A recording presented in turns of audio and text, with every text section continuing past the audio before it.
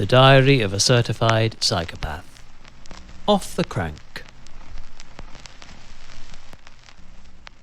This procrastinated pilgrimage in the data dungeon was supposed to be a road test for my newly acquired Apple-certified USB Type-C to multi-port AV adapter, with which I'd hoped to record the output of my iPhone whilst running Zwift's companion app. Though almost as if offended that it had not had adequate attention throughout this ever more frigid ramp-up to a quintessentially bleak British winter, my battle-scarred stationary steed began bucking protocols before I'd even booted up Windows. Still 10. The issue was easily diagnosed. A flat battery in its right crank. Though with no spare available, and orders to wait in to take signed delivery of a registered parcel, I had to improvise a solution.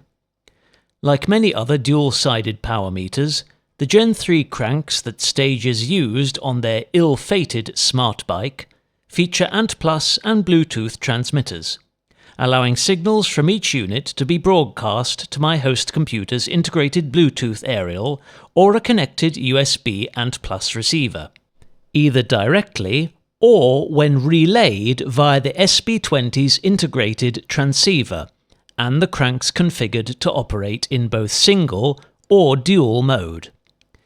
Stage's now officially obsolete Power App,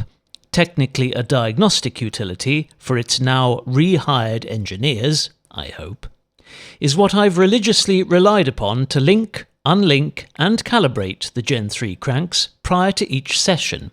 Since, unlike the company's updated cycling app, which itself has replaced the now giant-owned subsidiary's Link tool and includes an array of settings for adjusting trainer resistance, configuring custom virtual drivetrains, including standard and compact dual chain rings, and up to 50 speed cassettes, it uniquely allows the user to toggle the gyroscope on and off on both cranks with a single tap. Having this feature disabled when the cranks are used for any indoor setup or stationary bike significantly extends their battery life, since it is intended exclusively to stabilise the strain gauges and maintain accurate readings when cycling across exceptionally rough terrain.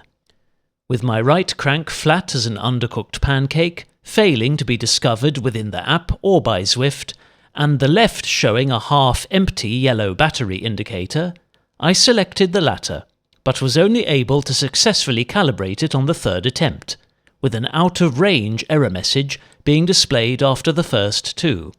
which is odd, since the signal strength, which I've found is more crucial than ANT+ when transmitting data between supporting devices, would have been optimal, especially when holding the handset 1 inch away.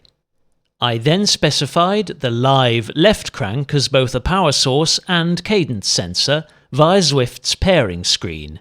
then left the bike itself selected as the smart trainer option, so that it could continue to receive course data from the game and translate it into real-time resistance. Throughout all of this tortuous tech toil, and the subsequent 60-ish minutes of perceptibly bass-tempo trundling around the cobbled village streets, bustling boulevard, and subaquatic tunnels of Watopia's eternally sun-soaked coast, followed by the odd detour into Lava Land to gently singe off any sticky sand beneath showers of molten marmalade, Professor Polar evidently chose to abandon his cardiological duties and remain strapped, sound asleep, on my left elbow.